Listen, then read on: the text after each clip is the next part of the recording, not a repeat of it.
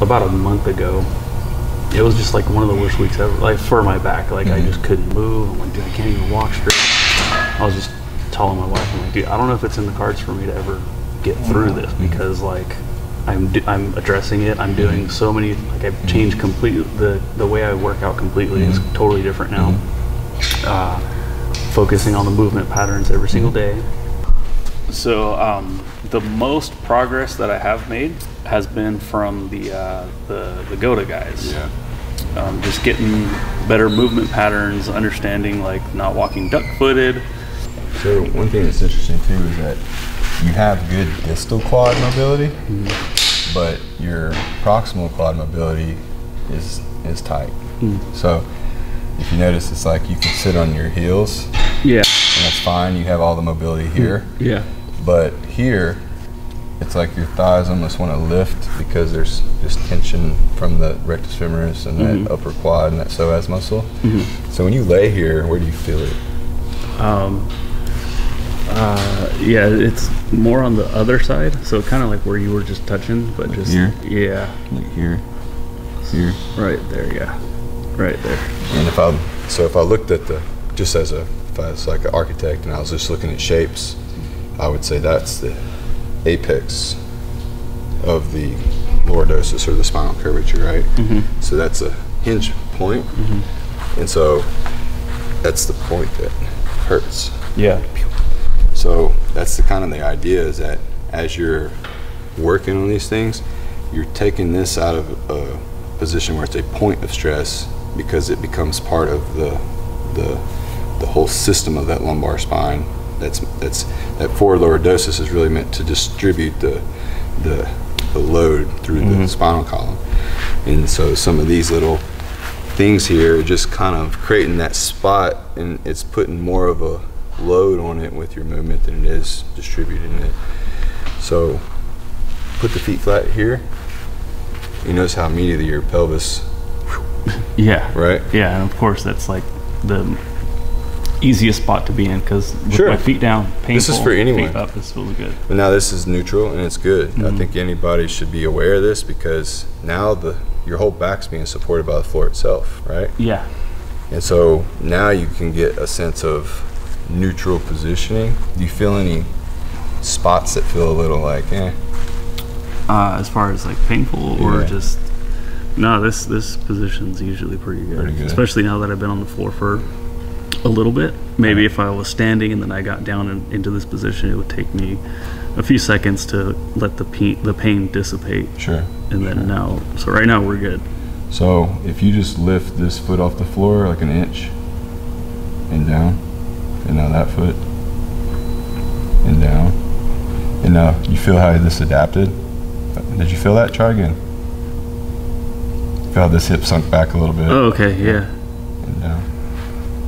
Yeah, absolutely. Right? Yeah, totally. So not to say don't fight it, but just think about trying to keep this stable when that happens. What about almost like hands down towards his feet? Would that be advisable or a decent maneuver, or not really? Well, yeah, but it's kind of like, you think about it's like mini crunch, like him pushing his back into the ground more. So this is the thing, you can flatten that space with two things. This is what most people focus on. As you reach for my hand here, touch me, see? Yeah. So that gives you back pressure, right? Or down. And does that feel good or hurt? No, I mean, it feels good, yeah. Or if you lift both knees, actually lift your feet, I'm sorry. Oh, sorry, yeah. And then once you get to a certain point, boom, it does the same thing. You feel you're flat again? It was. And then well, it doesn't, because that's the dysfunction here. Push your feet up a little higher. Bring your knees higher. Boom. You should get flat at a certain point. There. Yeah. There you go. So that's the thing.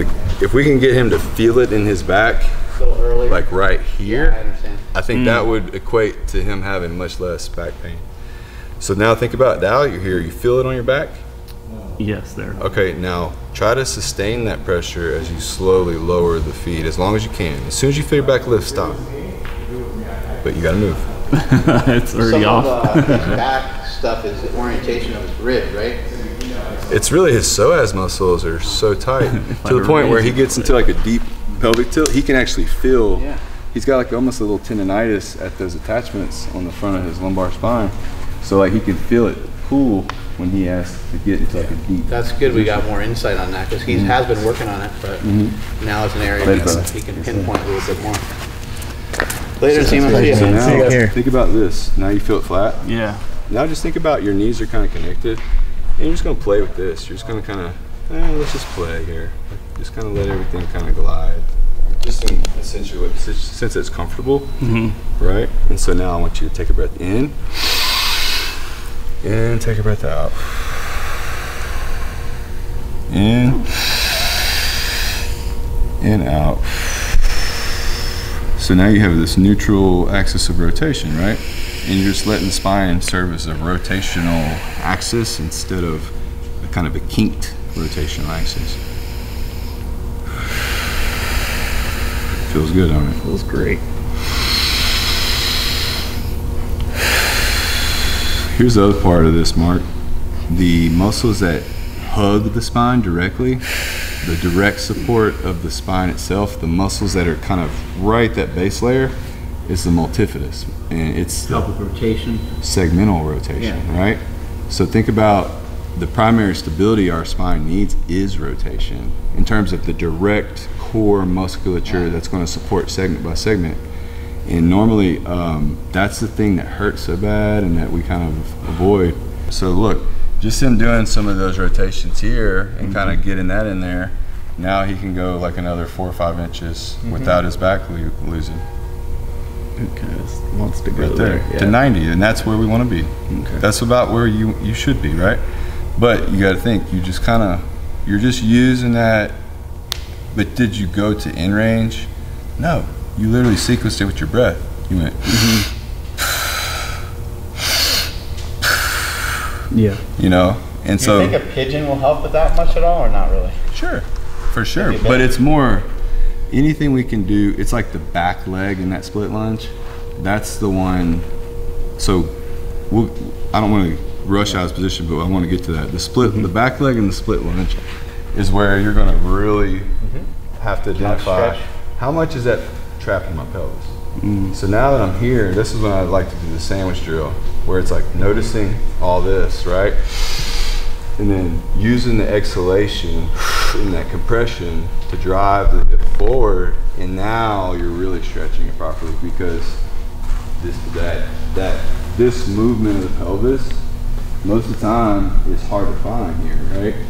And that's where I'm really getting into the deeper psoas connections that kind of Andrew's talking about, that kind of go through the front of that hip. And the thing is, all the real big nerves in the femoral nerve and all this are really in this crease as well. So that's kind of where now, this is one part of it. So now that bridge, so push those hips up into that bridge. On my feet. But before you push your hips up, think about pushing pressure into your lower back first. Now bridge up as you exhale. Good. And as you inhale and you drop down, think of your spine dropping like a string of pearls, one bead at a time, from the top down. One bead at a time. Good, full inhale. And notice, let it roll out. There you go. And as you exhale, you're gonna, and then now bridge. One segment at a time lifts. Just like a string of pearls. Stay exhaled. Yeah, and try to find the breath that matches the motion, because that's your metronome. So if you can find where you get one motion through one full breath cycle, that's, but it takes a bit to get you in that slot. So, Yeah. but that's your goal, is just trying to find where you can find where when you inhale, it matches extension, right?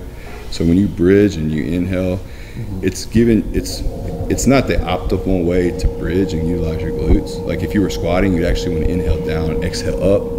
But in this case, you're using it to accentuate the breathing mechanism in this expansion compression. So inhale is a reset. The switch is actually off. So we want to think about, typically when we inhale, it'd be like right now before you move. You're going to take a full breath, fill up, and then you can use that pressurization to push and lift yourself out. or you can use it as like a spinal rhythm thing, where you can say, like in yoga they teach it this way, where when you bridge you're going to inhale up, so and then exhale down. And I'm trying to get this segmental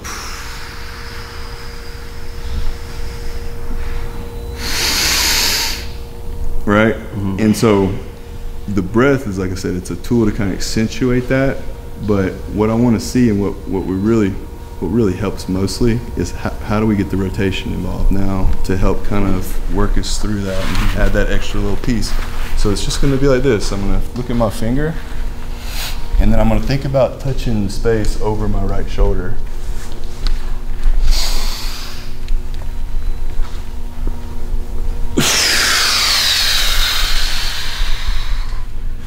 The focus is here, there to there. And you'll see there's times where your eyes, whether you notice it or not, will come off target for whatever reason. And what it is, it's a partial neglect. Just like a stroke patient has neglect, we all have neglect, but we don't notice it because we're neglecting it. So this is kind of ways that you can check yourself. So you're practicing orienting yourself to one finger, doesn't even matter which one. Okay. That's it. Yeah. And now just think about the space over this shoulder, not out wide of it, the space kind of above it. And you're watching that finger get to that spot. So take a deep breath as you do it. As you do it. Oh, so yeah. So you're gonna lift as you're inhaling. Got it. So. Boom. And exhale as you come down. Good. And now just each time you can kind of reach a little farther. And think about the shoulder blade getting away from the body a little bit. See the rotation of the spine, nice neck stretch. Good. Try the other side. Just alternate, go right to left. See that folding and that stretch on your spine.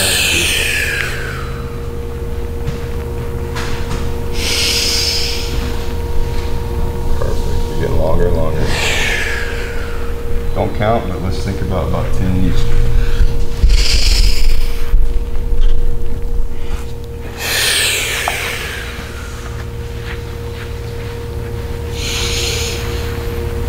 If you feel that left ground force. And essentially how the heel connects you to the ground to allow you to reach. Now your right heel. Your right foot's going to really help you there.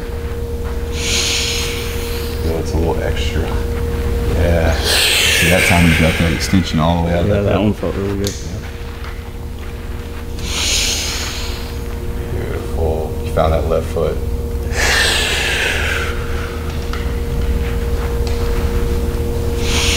Beautiful breathing too. And see, now you can look around. Get enough movement where as you get to the back of there, you can actually try to look at the ground farther. Okay. Yeah, just try to see if you can see more of the ground. There you go. See how your forehead gets in contact there? And you're also stretching that shoulder that you're weight bearing on like crazy. Yeah. It's great to stretch. This is incredible. So you're gonna get that anterior shoulder there, look. And you're teaching the body to fold upon itself, so it's really natural. When you did this, I thought there was no way I'd be able to do it. Yeah, it's natural. You already know how to do it. You just didn't realize that programming was already there waiting for you.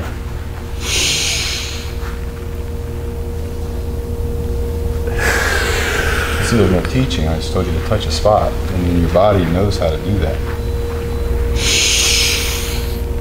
Beautiful. And now you look like an expert. You see what I'm saying?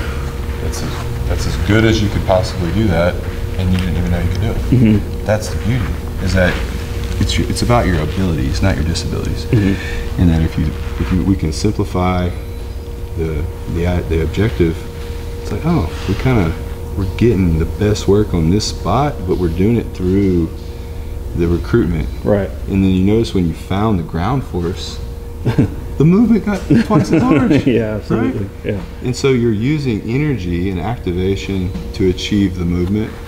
So what are we talking about?